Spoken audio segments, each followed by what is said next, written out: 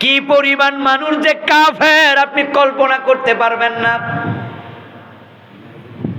এজন্য প্রিয় নবীজি সাল্লাল্লাহু আলাইহি ওয়াসাল্লাম 1450 বছর আগে বলছেন, ইয়াতি আলান নাসি জামানুন ইয়াজতামিউনা ফিল মাসাজিদ লাইসা ফীহিম মুমিনুন। এমন একটা জামানা আসবে যে জামানার মানুষগুলো জামাতের সাথে মসজিদে নামাজ পড়বে, অথচ ওই মসজিদে একটারও ঈমান থাকবে না, সবগুলো বেঈমান কাফের, অথচ নামাজ পড়ে 5 ওয়াক্ত। এমন একটা জামানা আসবে, আমার রাসূলের কথা মিথ্যা হবে না। এবার আপনাদের আইডিয়াটা একটু শুনবো। বলুন তো, সে জামানা কি আসবে না এসে গেছে?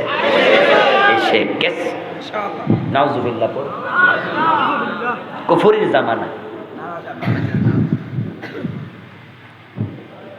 ও প্রিয় ভাইরা, কুফরি করলে ঈমান যায়, এটা ঈমানের বিপরীত।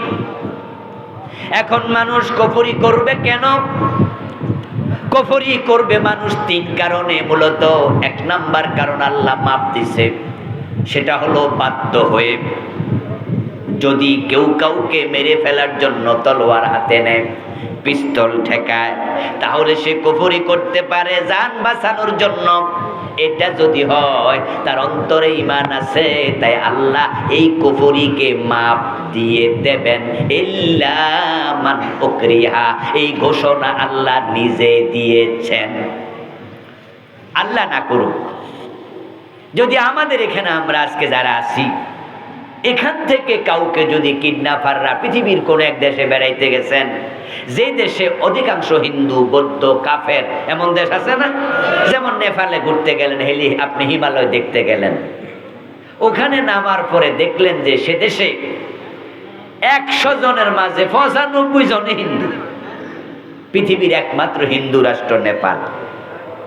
ওখানে আপনার দাড়ি টুপি দেখা আপনারা ওরা বুঝা লাইছে, আরে এটা তো মুসলমান। হিন্দুদের মাঝে উগ্রবাদী আছে না? আসেনি? আসেনি? মুসলমানদের মাঝেও কিছু উগ্র, সব ধর্মে কিছু লোক উগ্র আছে যারা সীমা লঙ্ঘন করে। এখন আপনাকে যদি ধরে নিয়ে মন্দিরে নেয়, মন্দিরে নিয়ে বলে, হ্যাঁ মৌলবী করতে আইছো, আপনি উত্তর দিলেন বাংলাদেশ থেকে আসছি, এটার নাম কি চিনো? আপনি বললেন চিনি তো, এটা তো দুর্গা দেবী, তোমাদের দেবী। এবার ওরা বললো, এই দেবীরে মা ডাক, দেবীর কাছে মাথা নত কর, কল্লা কেটালাম। আল্লাহ না করুক এমন পরিস্থিতিতে পড়ে যদি আপনি দেবীকে মা ডাকেন, দেবীর কাছে মাথা নত করেন, আমার আল্লাহ বলে অন্তরের দিকে তাকাইয়া মাফ করে দিব। এটার নাম ইসলামে বলে রুখসত। আলেম ওলামারা এই শব্দের সাথে পরিচিত। এটার নাম কি বললাম? রুখসত। আর একটা হলো আজিমত। আজিমত মানে হলো আপনি তখনও বলবেন, এই মিয়া কি বলো, দুর্গার কাছে আমি মাথা নত করব না, কারণ মোমেন আল্লাহ ছাড়া কারো কাছে মাথা নত করে না। তারা যদি আপনারে বলে কেটে ফেলবো, আপনি তখন বলবেন কাটলে শহীদ হতে রাজি। যদি আপনি তখন বলে দেন যে না, আমার গুলি করবা, আমি মাথা নত করব না, আমার কল্লা কাটবা, দুর্গার কাছে মাথা নত করব না, আমি কুফরি করব না, আমার মেরে ফেলো, এটার নাম হলো আজিমত। এটার নাম কি? যদি আপনি আজিমতের উপরে থাকেন, আপনি হবেন শহীদ। আর যদি আপনি দুর্গার কাছে মাথা নত করেন, আপনি রুখসত পাইলেন। এই হলো 1 নাম্বার কারণ কুফরি করার। দ্বিতীয় কারণ হলো মানুষ কুফরি করবে লোভে পড়ে, ক্ষমতার লোভ এবং অর্থের লোভ। যারা ইসলামী রাজনীতি মানে না, ধর্মনিরপেক্ষ রাজনীতি করে 53 বছর দেশ চালায়, তাদের ভিতরে ক্ষমতা অথবা অর্থের লোভ আছে না? না। আচ্ছা, কোরআন মুসলমানের সংবিধান, এ নিয়ে কারো কি দ্বিমত আছে? কারো দ্বিমত আছে? আচ্ছা, আওয়ামী লীগ যারা করে মুসলমান, তারাও কি দ্বিমত করে? যারা বিএনপি করে তারা কি দ্বিমত করে? যারা জাতীয় পার্টি করে তারা কি দ্বিমত করে? দেখবেন আওয়ামী লীগের এমপি, বিএনপির এমপি, জাতীয় পার্টির এমপি, বড় বড় নেতারা, তারাও বিভিন্ন মাহফিলে বলে কোরআন মুসলমানের সংবিধান। এ বিষয়ে কিন্তু কোনো দল দ্বিমত করে না। এবার বলুন তো, যারা এই কথাটা বলে তারা কি কোরআন দিয়া 53 বছর দেশ চালাইছে?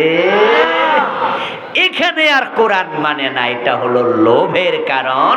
কোরআন দিয়ে দেশ চালাইলে তো চুরি করতে পারবে না, চুরি করলে হাত কেটে দেয়া হবে। কোরআন দিয়ে দেশ চালালে তো আর আপনার কাবিখা খাওয়া যাবে না, টিয়ারের গম মারা যাবে না। কোরআন দিয়া দেশ চালাইলে দেশের টাকা লুটপাট করে কানাডায় বেগম পাড়া বানানো যাবে না।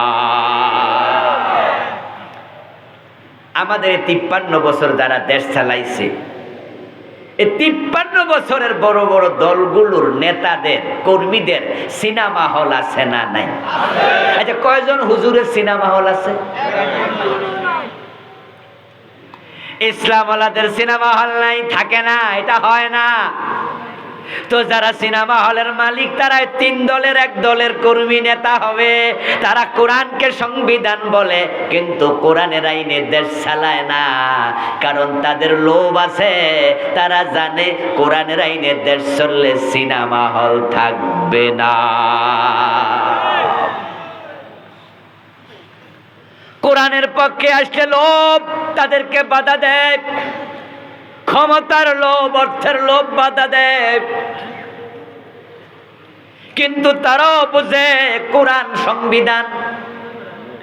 রাসূল মুহাম্মদ সাল্লাল্লাহু আলাইহি ওয়াসাল্লাম 10 বছর মদিনার প্রেসিডেন্ট ছিলেন। ওই 10 বছর তিনি মন মতো দেশ চালাইছে না কোরআন মতো? এটা কি আমাদের দেশের ওই নেতারা জানে না? তো তারা 53 বছর কোরআন দিয়ে কেন দেশ চালাইলো না? উত্তর একটা, তাদের ক্ষমতা এবং অর্থের লোভের কাছে পরাজিত হইয়া তারা আল্লাহর কোরআনের বিপরীতে ব্রিটিশ আইনে চালায়, কুফরি করছে লোভের কারণেই।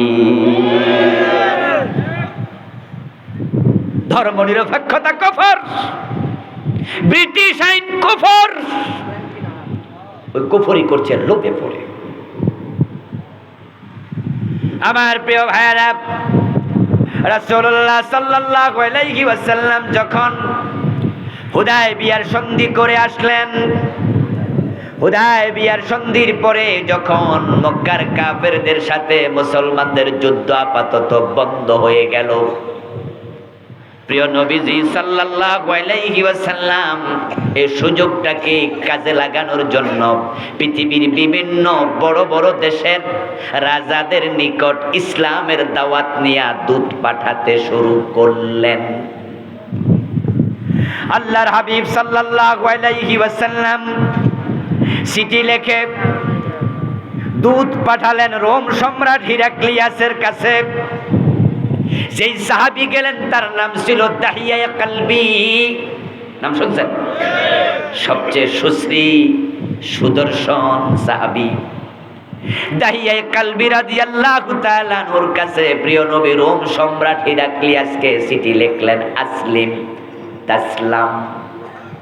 ও হিরাক্লিয়াস, ইসলাম গ্রহণ করো, শান্তিতে থাকতে পারবা দুনিয়া এবং আখিরাতে। আল্লাহর হাবিবের দাওয়াত নিয়ে চিঠি নিয়ে হিরাক্লিয়াসের কাছে চলে গেলেন হযরত দাহিয়াতুল কালবি রাদিয়াল্লাহু তাআলা আনহু। গিয়ে চিঠিটা হাতে দিলেন, রোমের সম্রাট দাহিয়া কালবির চিঠি হাতে নিলেন, খুলে তেলাওয়াত করলেন। আরবি জানে এমন একজন লোকের মাধ্যমে ওই চিঠি পড়লেন, পড়ে শুনলেন আল্লাহর নবীর দাওয়াত। এটা শোনার সাথে সাথে রোম সম্রাটের অন্তরে ওই চিঠির প্রভাব ডিরেক্ট পড়ল এবং তিনি ভাবলেন চিঠির ভাষাই প্রমাণ করে এই ভাষা আল্লাহর নবী ছাড়া কারো হতে পারে না। দাহিয়া কালবি তখন আপনার রোম সম্রাট হিরাক্লিয়াস তখন বললেন, ও রোমের নেতারা, তোমরা তো এখানে আসো, গোয়েন্দা বিভাগের লোকেরাও এখানে আসো, আরব থেকে ব্যবসা বাণিজ্য করার জন্য আমাদের রোমে কোনো ব্যবসায়ী কাফেলা আছে নাকি, যাদের বাড়ি মক্কার পাশাপাশি? যদি থাকে তাহলে আমি হিরাক্লিয়াসের দরবারে তাদেরকে একটু দাওয়াত দিয়ে নিয়ে আসো। গোয়েন্দা সংস্থা রিপোর্ট দিল, হুজুর আবু সুফিয়ান নামে একজন ব্যক্তি একদল লোক নেতৃত্বে লইয়া এদেশে এসেছে তার ব্যক্তিগত কাজে। ওর বাড়ি একবারে মক্কায়। যে মুহাম্মদ ইবনে আব্দুল্লাহ আপনার কাছে চিঠি লিখছে নবী দাবি করে, উনি ওর আত্মীয় লাগে, একবারে কাছাকাছি লোক। হিরাক্লিয়াস বলল, তাই নাকি? তাহলে ওনাকে নিয়ে আসো তো। আবু সুফিয়ান রাদিয়াল্লাহু তাআলা আনহু তিনি পরে মুসলমান হয়েছেন। এই জন্য আবু সুফিয়ানের পরে রাদিয়াল্লাহু তাআলা আনহু বললাম, তখনও তিনি কাফের। আবু সুফিয়ানকে দাওয়াত দিয়ে হাজির করা হলো। হিরাক্লিয়াস দাহিয়া কালবিকে এক পাশে দাঁড় করাইয়া, আবু সুফিয়ানকে এক পাশে দাঁড় করাইয়া নিজের চেয়ারে বসে কিছু প্রশ্ন করলেন। আবু সুফিয়ান, এই যে আমার কাছে চিঠি নিয়ে আসছে দাহিয়া, এই চিঠিটা যিনি লিখছে তার নাম হলো মুহাম্মদ, বাবার নাম আব্দুল্লাহ। এই চিঠির মাঝে তিনি নিজেকে নবী দাবি করেছেন এবং তিনি আমাকে কালেমা পড়ার জন্য, মুমিন হওয়ার জন্য দাওয়াত দিয়েছেন। আমি তার ব্যাপারে কিছু প্রশ্ন করব, তুমি প্রশ্নগুলার যথাযথ সত্য জবাব দিও। আর সেখানে উপস্থিত অন্য লোক যারা ছিল তাদেরকে হিরাক্লিয়াস বলতেছে, আবু সুফিয়ান যদি কোনো মিথ্যা জবাব দেয় তাহলে তোমরা তার কথার প্রতিবাদ করিও, কোনো মিথ্যাকে তোমরা প্রশ্রয় দিও না। এবার আবু সুফিয়ানকে তিনি প্রশ্ন করতে থাকলেন। আবু সুফিয়ান প্রশ্নের জবাব দিতে থাকলো। সহিহ বুখারীতে লম্বা হাদিস এসেছে। জবাব যখন শেষ হয়ে গেল, এবার হিরাক্লিয়াস বলতেছে, ফাইন্নাহু নাবিয়্যুন, আমি জবাব শুনেন এবং ওই মুহাম্মাদের চিঠি পড়ে বুঝেছি নিশ্চয় সে আল্লাহর নবী। না না, সুবহানাল্লাহ হইল না। এতগুলো মানুষ সুবহানাল্লাহ জোরে বলা যায় না? হ্যাঁ, বুঝবেন আমার আলোচ্য বিষয় হলো কুফরি মানুষ কেন করে? লোভে লোভে অর্থ এবং ক্ষমতা। এই 53 বছর যারা দেশ চালাচ্ছে তারা জানে নবী মুহাম্মদ কোরআন দিয়ে চালাইছে, জানে না তা নয়। তারা জানে কোরআন সংবিধান, তারা জানে ইসলামে আছে শান্তি। কারণ 92 জন তো মুসলমান শতকরা, জানার পরও ইসলাম মানে না। ক্ষমতার লোভ তাদেরকে কাফের বানিয়ে রাখছে, কুফরিতে ফেলে দিয়েছে। সেখান থেকে উঠে আসা দরকার আছে না না? তাদের মাঝে আপনারাও অনেকে আছেন ওই দলের ভোটার, ওদের সাপোর্টার আছেন না? এখনো ইসলামী দলকে ভোট দেন না, তাদের পক্ষে কাজ করেন না, অথচ আপনিও নামাজি, আপনিও হাজি, আপনিও গাজী। কান খুলে শুনুন, আপনি নামাজি, কিন্তু তাদের সাথে থাকলে আপনি কাফের নামাজি। কারণ ধর্ম নিরপেক্ষতা কুফরি, কোনো সন্দেহ নাই। ধর্ম নিরপেক্ষতা কি আমি একটু পরে বলবো। অনেকে তো বোঝেনি না, বলেন না আমি ধর্ম নিরপেক্ষ কই? না না, আমি তো ধর্মের পক্ষে। কারণ আপনি সেকুলারিজম বোঝেন না কিন্তু ভোট দেন, আপনি সেকুলারিজম বোঝেন না কিন্তু সাপোর্ট করেন। আচ্ছা, না বুঝা বিষ খাইলে কোনো অসুবিধা নাই, ঠিক না? আছে আছে। আমাদের কাছে তালাকের মাসলা জানার জন্য অনেক আসে। এমন তালাক দাতাকেও আমি পেয়েছি 3 তালাক না, বউরে 5-7টা তালাক মারছে। বলো হুজুর মেজাজ খারাপ আছিল তো, তাই রাগ উঠছে, তালাক বইনা দিছি না হুজুর, 8-10টা নিচ হইব। তা আমি বললাম যে ভাই তাহলে আপনি কি চান, এখন কি চান? সত্য কথা বলছি ভাই, আমার কাছে মাসলা নিতে এসে বলো হুজুর রাগ উঠছিল তো এই জন্য কইনছি না, 8-10টা মিস হইত না। তা আমি এখন কি চান? বলো হুজুর এই বউ আসলে এত খারাপ না। ওই দিন একটু মেজাজ টেজাজ খারাপ করে লাইছিল, তো এখন আমি এই বউ নিয়ে ঘর করতে চাই। আমি বললাম যে ভাইজান, একজন বউ তার স্বামীর কাছে কয়টা তালাক পায়? হুজুর 3টা। তা আপনি তো কইছেন গণেন মনেন নাই, এর মানে কয়টা দিছেন? গণিনি না, আর 10টা হবো। তো আপনার কাছে কি তালাক আর পাইব? কয় না। তো তালাক দিলে বউ হালাল থাকে? কয় না। তো এখন আসছেন কেন? হুজুর তালাক যে 3টা দিলে তালাক হয়, এটাই তো জানি না, আর 10টা তো আরো পরে। হুজুর আমি জানতাম যে বউ তালাক দিতে হলে তালাক নামায় ডিভোর্স পেপারে সাইন করা লাগে। তা আমি তো সাইন করি না, আমি তো রাগ গিয়া তালাক মুখে না দিছি। মুখে দিলি যে তালাক হয় এই মাসলাই তো জানি না। আচ্ছা, শরীয়তের বিধান কি উনি না জানার কারণে চেঞ্জ হয়ে যাবে?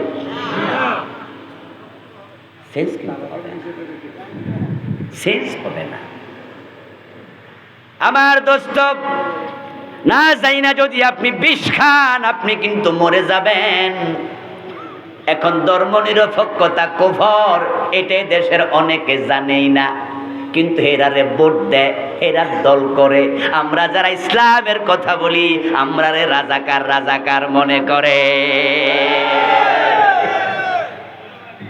হেও বুঝে যে হুজুরের জন্ম মনে স্বাধীনতার সময় হয় নাই, কিন্তু এরপরও কয় উনি রাজাকার। কেন? ইসলামের পক্ষের লোক। তো কুফরি আর আমনে করেন নাই, তো করছে শুধু আবু জেহেলে। যে নবী মোহাম্মদ ভালো মানুষ, এটা কি আবু জেহেল জানতো না? এ ভাইরা বলেন না, জানতো নি?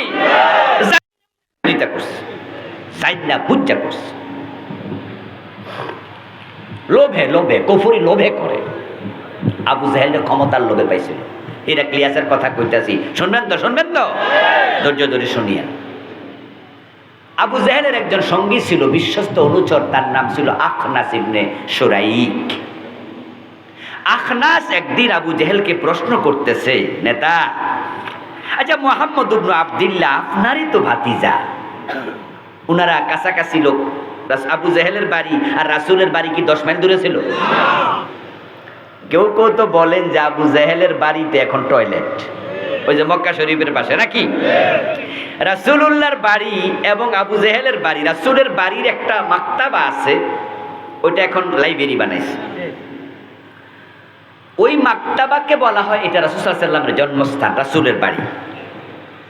যদিও এটা কতটুকু অথেন্টিক আমি জানি না, কারণ আমি ওই মক্কায় থাকে 40 বছরের বেশি দিন ধরে এমন আল্লাহর এক বান্দার বাড়িতে দাওয়াত খাইতে গেছি। আমার এক বন্ধুর শেষ চাচা শ্বশুর থাকে মক্কায় অনেক বছর ফ্যামিলি নিয়ে। উনাকে আমি ওখানে জিজ্ঞাসা করছিলাম, এই যে মাকতাবা যেটাকে রাসূলুল্লাহর বাড়ি বলা হয়, এই বিল্ডিংয়ের বয়স কত? উনি বললেন যে আমি যখন আসছি তখন এই বিল্ডিংটা এখানে এভাবে ছিল না, এবং আবু জেহেলের যে বাড়িটা টয়লেট ওই মাকতাবা থেকে 50 থেকে 100 গজ দূরে। উনি বললেন যে এই টয়লেট গুলাও ছিল না, এখানে খোলা জায়গা ছিল। এই টয়লেট করছে হুজুর 20-25 বছর আগে। তা আমি বললাম তাহলে এটাকে আবু জেহেলের বাড়ি বলে, তো টয়লেটই ছিল না, কিন্তু বাংলাদেশের লোকেরা আসলে তো এখানে একটু কষ্ট করে হইলো, একটু যার ধরে না হে একটু কোথায় মতায় চেষ্টা করে যে কিছু একটা করে যেতে পারি কিনা, আর মনে মনে তৃপ্তি পায় যা আবু জেহেল্লা তোর বাড়িতে একটু ফসরাপ কমপক্ষে 2 ফোঁটা দিয়া গেল। উনি আমারে বলল যে খোলা জায়গা ছিল। আদৌ আবু জেহেলের বাড়ি এটাই কেমনে বুঝবেন? 1400 বছর আগের ঘটনা, সবকিছু তার মানুষ চোখে দেখে নাই, তবে নিশ্চয়ই এখানে কাছাকাছি কোথাওই হবে। আমার বন্ধু, তাহলে যেটা আছে অথেন্টিক কিনা সে বিষয়ে একটু কথা বললাম, কারণ আলেম ওলামারা নিশ্চিত না হয়ে কথা বলা ঠিক না। আমিও বলে ফেলতে পারতাম ওই মাকতাবাড়া রাসূলের ঘর, আজকে টয়লেটটা আবু জেহেলের বাড়ি, আর আপনারাও শুনে করতেন যে ঠিক আছে। কিন্তু আমি যার থেকে জেনেছি সে 40 বছর আগ থেকে থাকে, সে বলতেছে খালি ছিল তো, এখনো না সেখানে টয়লেট। যাই হোক, তবে কাছাকাছি কোথাও।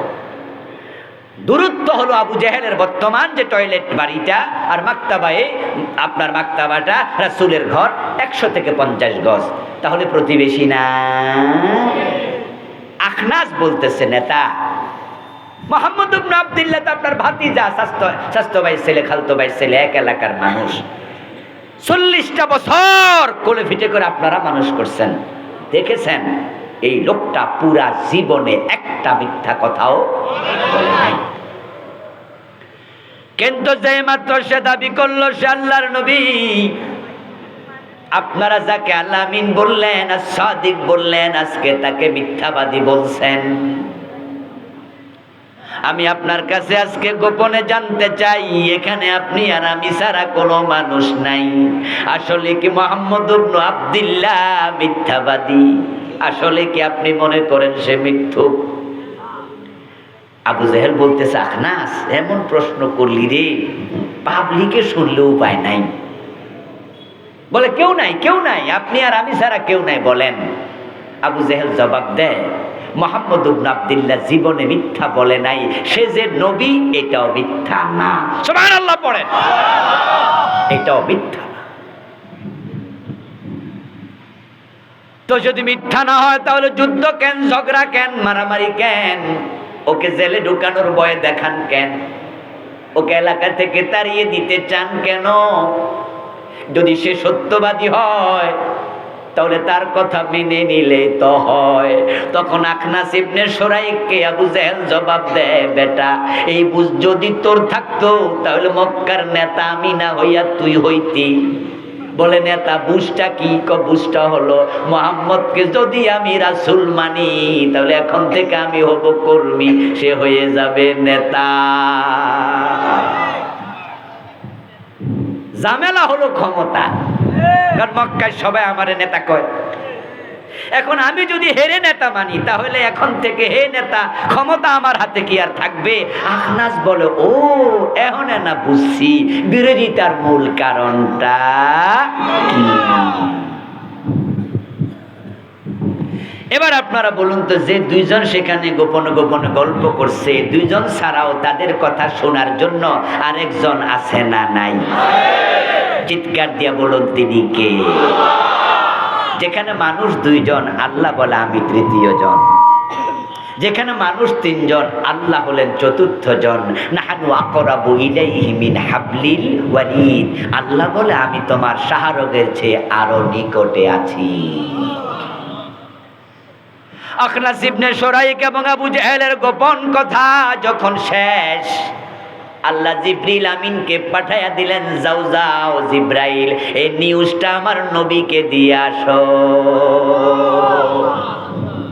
কারণ মক্কার লোকেরা প্রিয় নবীজিকে মিথ্যাবাদী বলে, গণক বলে, জাদুকর বলে, কবি বলে। রাসূল কি মনে কষ্ট পায় না? এই ভাইরা বলেন না, মনে কষ্ট পায় না? আচ্ছা আপনারা যদি মুখের উপর কেউ বলে তুমি মিথ্যুক, আপনার চেহারা কি খুশিতে জলজল করবে না কালো হয়ে যাবে? আপনি বলবেন যে কি বললাম, কি বললেন?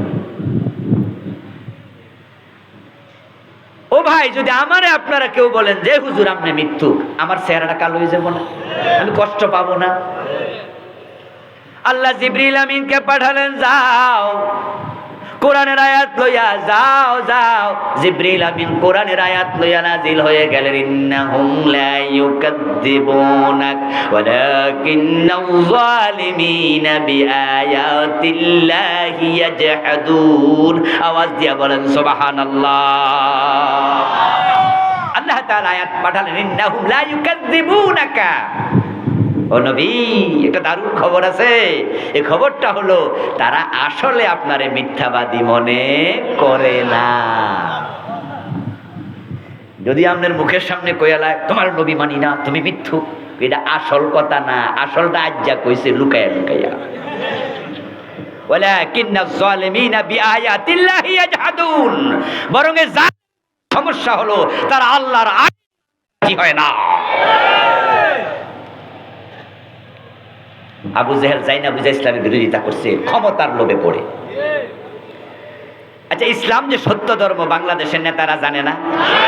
জোরে বলেন, ইসলামে যে শান্তি আছে, উন্নতি আছে, সমৃদ্ধি আছে, কোরআনে শান্তি আছে, এটা কি নেতারা জানে না? তো তারা চায় না।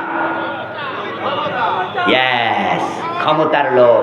তারা জানে কোরআনের আইনে যদি চালু হয়ে যায় তাদের সিনেমা হল থাকবে না, তাদের সুদী ব্যাংক থাকবে না, তাদের মদের লাইসেন্স বাতিল করে দেয়া হবে, মদ খাইলে 80 বেত দিয়ে চামড়া তুলে ফেলা হবে।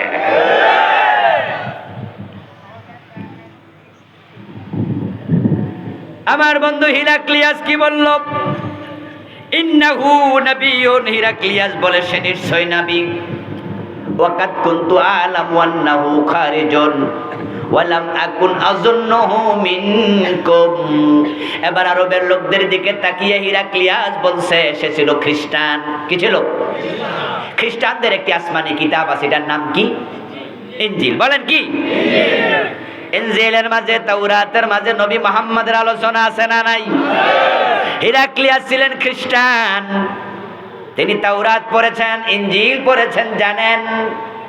এবার তিনি বলতেছে এই লোকটা যে নবী হয়ে আসবে এটা আমি জানি, কিন্তু সেটা তোমাদের মক্কায় আসবে এটা আমি ভাবতে পারি নাই। এরপরে আবার বলছে ওয়ালাউ আন্নী আ'লামু আন্নী আখলুসু ইলাইহি লাহাবাবতু লিকাহু ওয়ালাউ কুনতু ইনদাহু লাকাসালতু আন কাদামাইহি। এবার হিরাক্লিয়াস বলছে আমি তো অনেক দূরে আছি, রোম সাম্রাজ্যের নেতা, যদি আমি তার কাছে যেতে পারতাম তাহলে আমার যাওয়াটা, তার সাক্ষাৎটা আমার বড় ভালো লাগতো এবং আমি হিরাক্লিয়াস তার 2 পা পানি দিয়ে ধৌত করে দিতাম। সুবহানাল্লাহ, বেশি কইয়া লাভ এখানে নাই, একটু পরে টের পাইবেন। শুনতে কিন্তু সুবহানাল্লাহ কইতে মজা লাগতেছে না? কথাগুলো কত সুন্দর।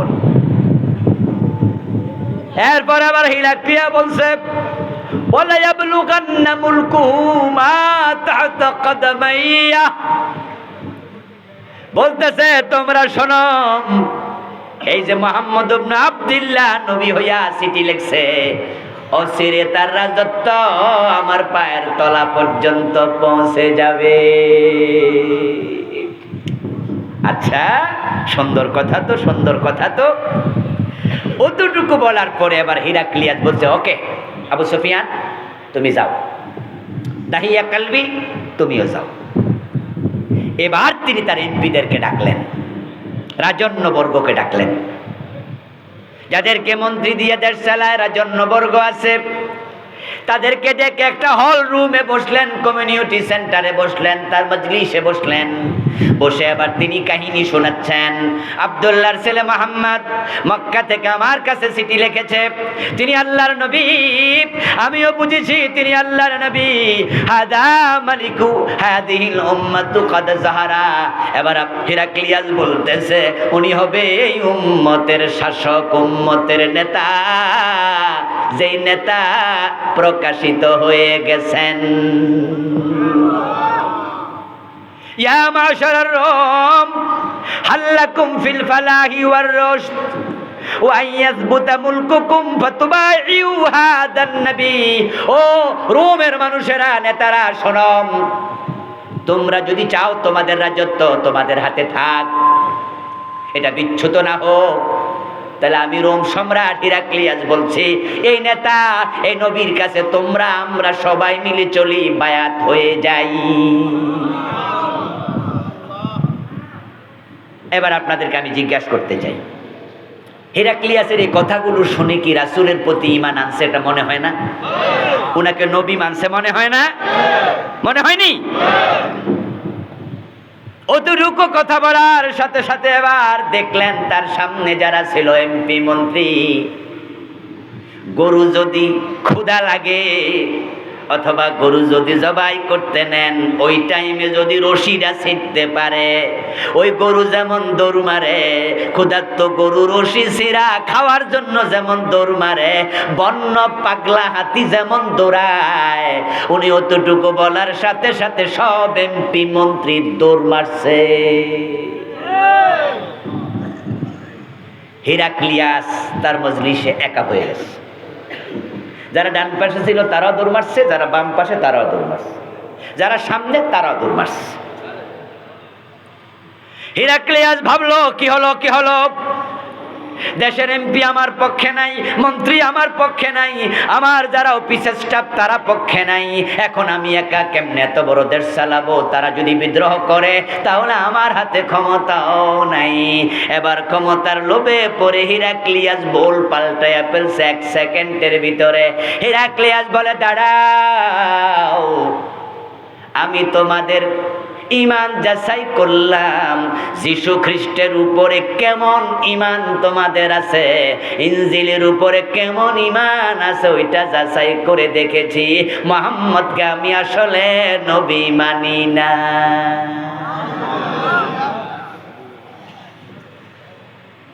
এত কথা সুবহানাল্লাহ কইছিলেন, হিডার কি হবে এটা কোন? এবার ও বন্ধু, আসলে সুবহানাল্লাহ বলার মতো ঘটনাই তো ছিল, কিন্তু ক্ষমতার লোভে পইরা হিরাক্লিয়াস ঈমান হারায়া ফেলল। ঈমান আনেও নাই, আনার একটা অবস্থা হয়েছিল, কিন্তু দুনিয়ার ক্ষমতার লোভের কাছে পরাজিত হইয়া কাফের থেকে গেল।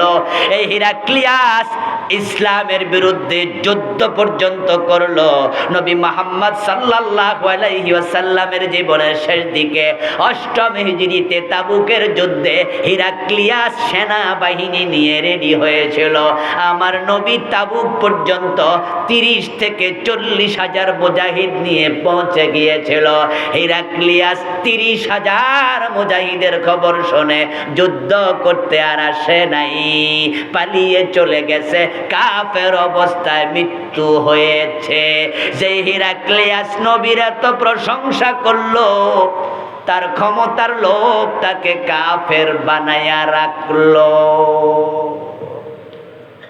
এবার আপনাদের কাছে জানবো যে হিরাক্লিয়াস রাসূলের ব্যাপারে কনসেপ্টটা ছিল, কিন্তু কুফরিতে থেকে মরল।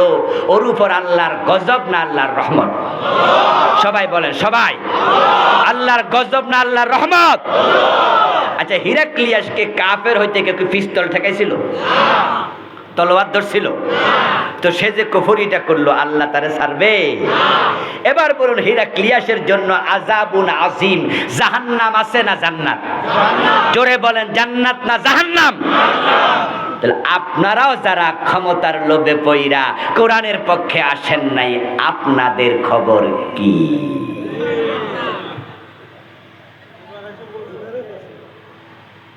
ওয়াজ কি আর বেশি দরকার আছে? আর লাগে না, লাগে না। ওই যে প্রিয় নবীজি বলে গেছেন, নামাজ পড়বে 5 ওয়াক্ত, ঈমান। আরেকটা সমস্যা, 2-3টা কারণ মৌলিক বলেছি। একটা হলো পিস্তল ঠেকানো, আর একটা হলো ক্ষমতা এবং অর্থের লোভ। তৃতীয় কারণ হচ্ছে পার্সোনালিটি, ব্যক্তিত্ব। এই ভাই, ইসলাম আপনি বোঝেন না? কয় হ্যাঁ বুঝি না মানে মিয়া কি কন? আমি ইসলাম মানি না, আমি কোরআন শরীফ পড়ি, রমজান মাসে 1 খতম দে। বুঝো তুমি? অর্থ সহ। তা আপনি যদি অর্থ সহ পড়েন, হ্যাঁ 70 রাকাত তাহাজ্জুদও পড়েন, কি আসেনি? আসেনি? ওইখানে থাইকে পড়ে, মানে এই কোডে আইসা না, ধর্মনিরপেক্ষতার কোর্টে থাইকে পড়ে, ঠিক কি না? ধর্মনিরপেক্ষতার কোর্টে থাইকা, ওই বলয়ে থাইকা, ওই নৌকা হজ করে, আছে না? কাবা শরীফে চলে যায়, 70-80 রাকাত তাহাজ্জুদ পড়ে, কিন্তু এখন বলে ইসলাম আমি বুঝি না।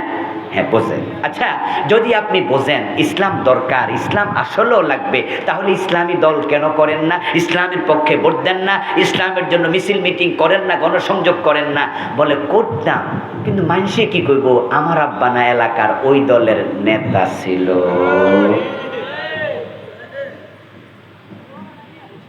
আর আমার দাদা, আমার বাবা সবাই এলাকায় ওই দলের নেতা। ওর ফুত হইয়া যদি আমি ওই দলে যাই, তাহলে মানুষ তো আমার বাপ দাদারা গাইল লেব না আমার গাইল লেব। আমার বন্ধু, জানা বুঝার পরেও শুধু ব্যক্তিত্বের দিকে তাকাইয়া বাপ দাদার দোহাই দিয়া কুফরিতে থাকে এমন মানুষ আছে। তার মাঝে রাসূলুল্লাহর জামানার একজনের উদাহরণ দিতে চাই, শুনবেন। ওনার নাম রাসূলের আপন চাচা আবু তালেব। নবী মুহাম্মদ সাল্লাল্লাহু আলাইহি ওয়াসাল্লাম আল্লাহর রাসূল, এটা আবু তালেব জানতেন। আমার নবীকে আবু তালেব দিন প্রচারের কাজে এমন সহযোগিতা করেছে যেটা কল্পনাতীত সহযোগিতা। আমি আল্লাহর নবীর জীবনের উপরে এই গত মাসে একটা বই লিখেছি, ইনশাআল্লাহ আজকের স্টেজে আসবে। আমার লেখা 8টি বই আছে, আলহামদুলিল্লাহ সবগুলো ডকুমেন্ট সহ লিখেছি আমি। তো আল্লাহর হাবিবের জীবনী নিয়ে লিখতে গিয়া আমি এই কাহিনীটা এনেছি, ইতিহাসটা এনেছি আবু তালেবের সাথে সম্পৃক্ত। পড়ে খুব মজা পাবেন। বইটার নাম দিয়েছি যেমন ছিলেন প্রিয় রাসূল সাল্লাল্লাহু আলাইহি ওয়াসাল্লাম। 280 পৃষ্ঠার বড় বই। আল্লাহর হাবিব সাল্লাল্লাহু আলাইহি ওয়াসাল্লাম যখন দ্বীনের দাওয়াত দিচ্ছিলেন, আবু তালেবের সহযোগিতা কল্পনীয়, ভাবনীয় ছিল। একদিন তো মক্কার সব লোক আবু তালেবের কাছে গিয়ে বলল, আবু তালেব, তোমার কারণে তোমার ভাতিজাকে প্রতিরোধ করতে পারতেছি না। যে 360 দেবী দেবতার খোদার আমরা পূজা করছি, আমাদের বাপ দাদারা 360 খোদার পূজা করে আসছে। তোমার ভাতিজা হঠাৎ করে বলতেছে লা ইলাহা, বলেন লা ইলাহা ইল্লাল্লাহ। আল্লাহ নাকি কয়জন? বলেন না কয়জন? অথচ তারা ইবাদত করতো কয়জনের? কথা হলে বাকি 360 সব বুঝি বাদ। কি বিষয় মুসিবতের কথা না? আমরা 360 করি, তোমার ভাতিজা এখন সব বাদ। আমাদের দেবের দেবীর গাইল্লা তোমার ভাতিজা বিরোধিতা করে, বাতিল বলে, শুধু তোমার কারণে পারি না। তুমি তারে কোলে পিঠে করে রাখো, তাকে তুমি ছাতার মতো ছায়া দাও, গাছের মতো আশ্রয় দাও। আজকে তোমার কাছে আমরা মক্কার কতজন আসছি খেয়াল করছো নি? আবু তালেব কয় হ্যাঁ। তাহলে মক্কার কোন নেতা বাদ আসেনি? কয় না। আবু জাহেল আছে, আবু লাহাব আছে, উতবা আছে, সাইবা আছে, ওয়ালিদ বিন মুগিরা আছে। মক্কার সব নেতা তোমার কাছে আসছে। আবু তালেব, তুমি যদি তোমার ভাতিজাকে এই কাজ থেকে বিরত না রাখো, তাহলে তোমার চেহারার দিকে আমরা আর তাকাবো না, তোমার শুদ্ধ আমরা বয়কট করতে বাধ্য। সেদিন আবু তালেব বড় বিব্রত হলেন। বললেন ঠিক আছে তোমরা যাও, আমি মুহাম্মদ ইবনে আব্দুল্লাহকে বুঝাবো, আমি বুঝাবো, দায়িত্ব নিলাম, ঠিক আছে তোমরা যাও। রাসূলুল্লাহ সাল্লাল্লাহু আলাইহি ওয়াসাল্লামকে আবু তালেব ঘরে ডেকে নিলেন, নিয়ে বলতেছে ভাতিজা, তুমি আমার উপর এমন দায়িত্ব চাপায়া দিও না, এমন বোঝা চাপায়া দিও না যা বহন করার ক্ষমতা আমার নাই। এই কথা যখন বলল, প্রিয় নবী ফেল ফেল করে তাকায় আছেন। চাচা, আপনারে আমার কি বোঝা আমি চাপাইলাম? বলে আজকে তোমার চাচারা এসেছিল, মক্কার একজন নেতাও বাদ নাই, সবাই আমার বাসায় এসেছিল। তারা এসে বলেছে এ দেবদেবীর বিরুদ্ধে তুমি আর কথা বলিও না। এতদিন পর্যন্ত আমি তোমার দ্বীনের সহযোগী ছিলাম, তোমাকে আমি দ্বীনের দাওয়াত দিতে সাহায্য করেছিলাম, কিন্তু আজকে আমিও আমার সিদ্ধান্ত পরিবর্তন করলাম। এখন থেকে তোমার কারণে আমি আর বেজ্জতি হতে পারবো না। তাই তোমাকে অনুরোধ করি, এই দেবদেবীর বিরুদ্ধে তুমি আর কথা বলিও না, তুমি থেমে যাও।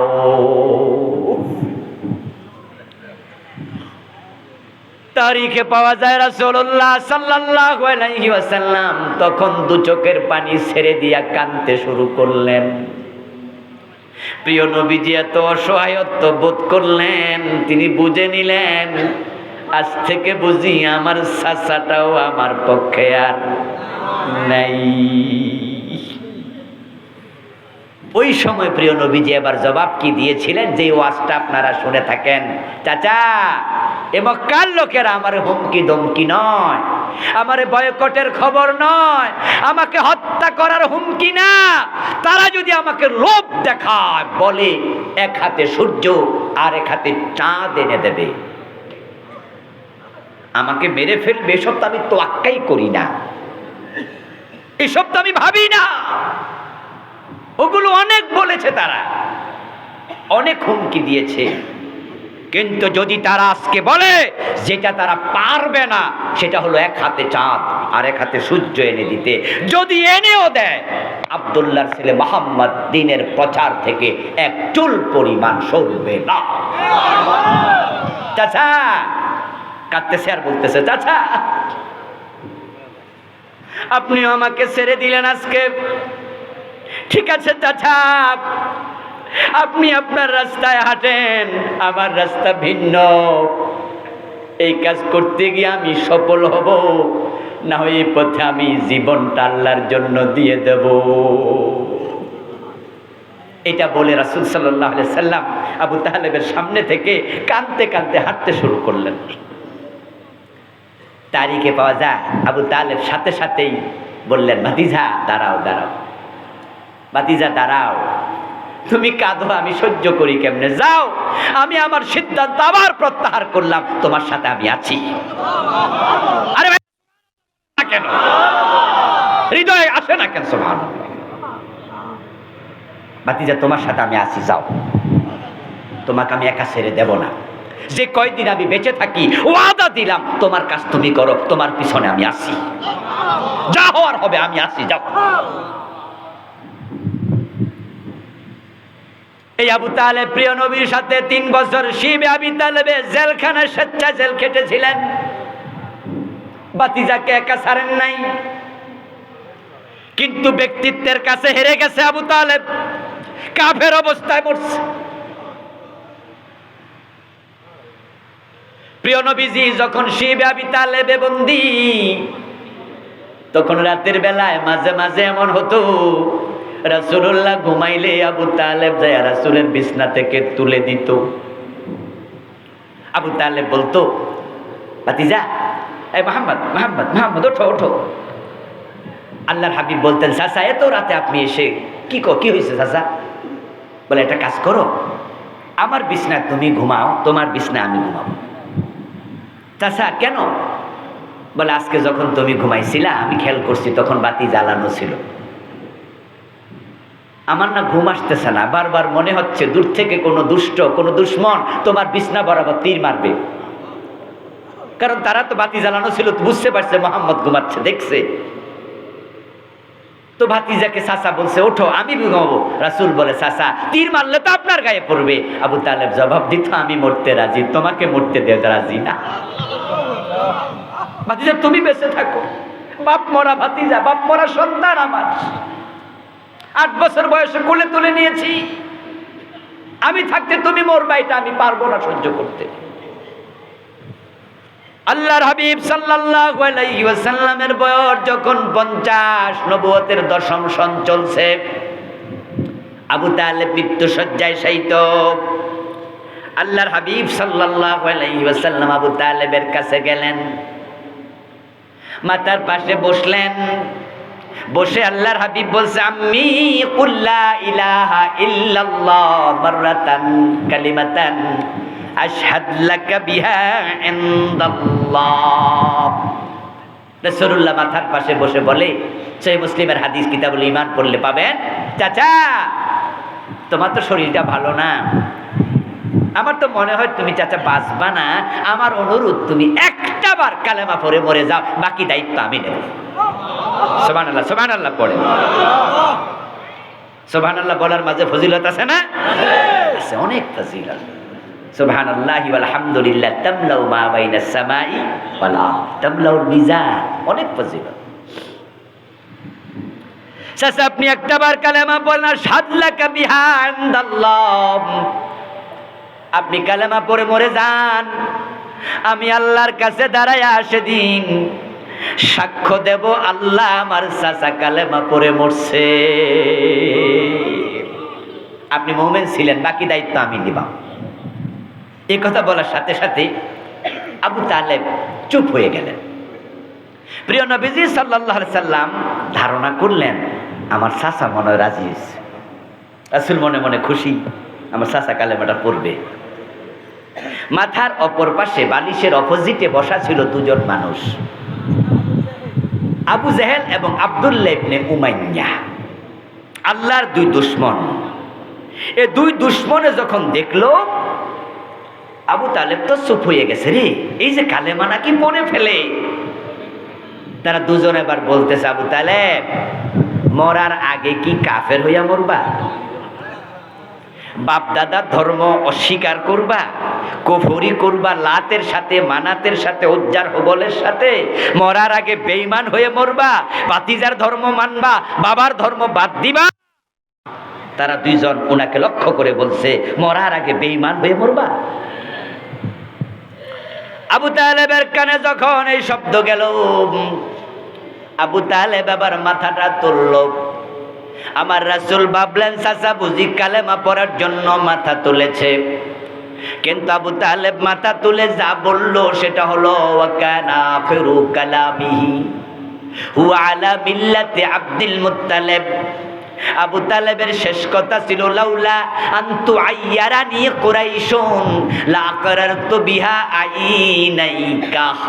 ও ভাতিজা মুহাম্মদ, তোমার যে কালেমা সেটা আমি পড়ে নিতাম, পরে আমি তোমার চক্ষুদয় চোখ দুইটা আমি শীতল বানাইয়া দিতাম, কিন্তু আমি যদি কালেমাটা পড়ি তাহলে তো আবু জেহেল শুনে লাইব, আর সে মানুষের কাছে বলে দেবে, তখন কুরাইশরা আমারে কাফের বইলা গালি দেবে।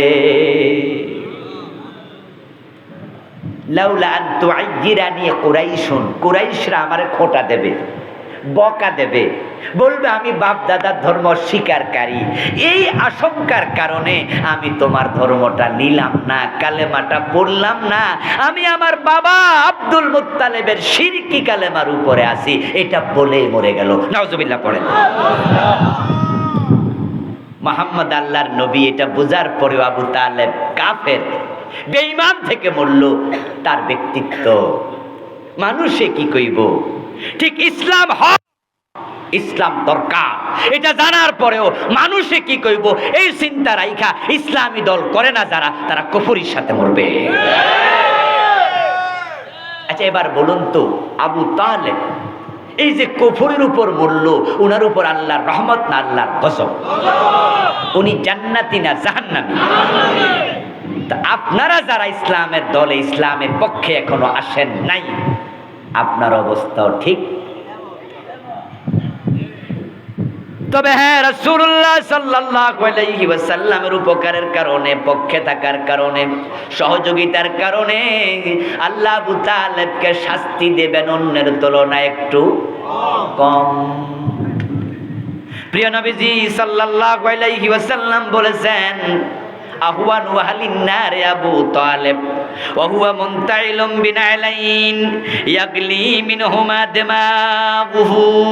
আল্লাহর হাবিব সাল্লাল্লাহু আলাইহি ওয়াসাল্লাম বলতেছেন, জাহান্নামীদের মাঝে সবচেয়ে হালকা শাস্তি হবে আমার চাচা আবু তালেবের।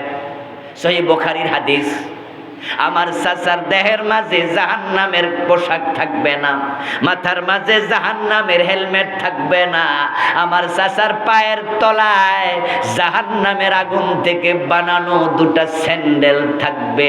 ওই দুইটা স্যান্ডেলের উত্তাপে আমার চাচার মাথার মগজ টকবক করে উতরাতে থাকবে। নাউযুবিল্লাহ। জাহান্নামের স্যান্ডেলের উত্তাপে মাথার মগজ টকবক করতে থাকবে। প্রশ্নের উত্তর দিন, কতদিন? চিরকাল। তাহলে কাফেরের উপরে আল্লাহর রহমত না গজব? জান্নাত না জাহান্নাম? সাবধান হন, সাবধান। ধর্ম নিরপেক্ষ মতবাদের উপরে যারা আছেন, ফিরে আসেন। ধর্ম নিরপেক্ষতাবাদ কি একটুকু বলে আজকের আলোচনা শেষ করব। বলেছে এটা আমার লেখা বই, এখান থেকে পড়ে পড়ে শোনাচ্ছি। পৃথিবীর বিখ্যাত কিছু ডিকশনারি আছে, তার মাঝে একটার নাম অক্সফোর্ড ডিকশনারি। শিক্ষিত সবাই এটার নাম জানে। আরেকটা আছে কেমব্রিজ ডিকশনারি। সেকুলারিজমের সংজ্ঞা কেমব্রিজ ডিকশনারিতে যেটা দেয়া হয়েছে, এই বইটা আমি এনেছি। সেটা হচ্ছে the believe that religion should not be involved with the ordinary social and political activities of a country. Secularism, ধর্ম নিরপেক্ষতা হলো ধর্ম সমাজ এবং রাজনৈতিক জীবনে কোনো রকমের ভূমিকা রাখবে না। ধর্ম এবং সমাজ আলাদা। নাউজুবিল্লাহ বলবেন না। ধর্ম এবং সমাজ, ধর্ম এবং রাজনীতি আলাদা। সমাজ হবে, রাজনীতি হবে ধর্ম মুক্ত। এবার আপনারা বলুন তো, নবী মুহাম্মদ কি ধর্মের বাহিরে দেশ চালাইছে? সমাজ চালাইছে।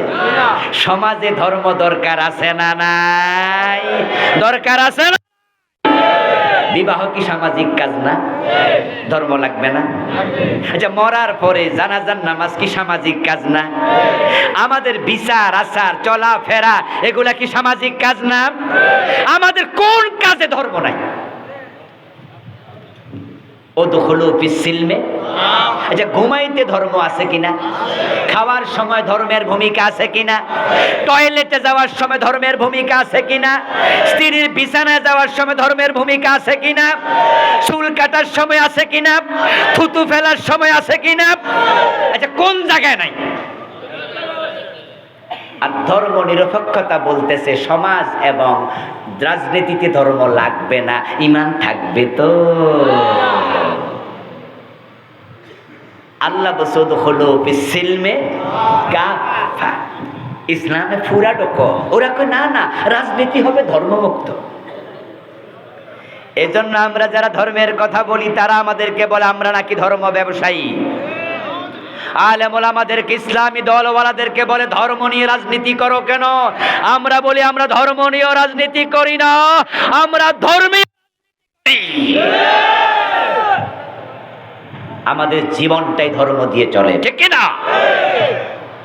সুতরাং আপনারা যারা ধর্ম নিরপেক্ষতার সাথে আছেন, আজ থেকে তওবা করুন, তওবা করুন, তওবা করুন। এখন থেকে ধর্ম নিরপেক্ষতাকে তালাক দিতে হবে। যদি না দেন এটা আপনার ব্যাপার, আমি আমার দায়িত্ব আদায় করেছি। ওয়ামা আলাইনা ইল্লাল বালাগ, আমাদের দায়িত্ব মেসেজ পৌঁছিয়ে দেওয়া। আপনি মানবেন কি মানবেন না এটা আপনার ব্যাপার। লানা আমালুনা ওয়া লাকুম আমালুকুম, আমাদের আমল নিয়ে আমরা কবরে যাব, আপনার আমল নিয়ে আপনি কবরে যাবেন। আমার জবাব আপনি দেবেন না, আপনার জবাব আমি দেব না।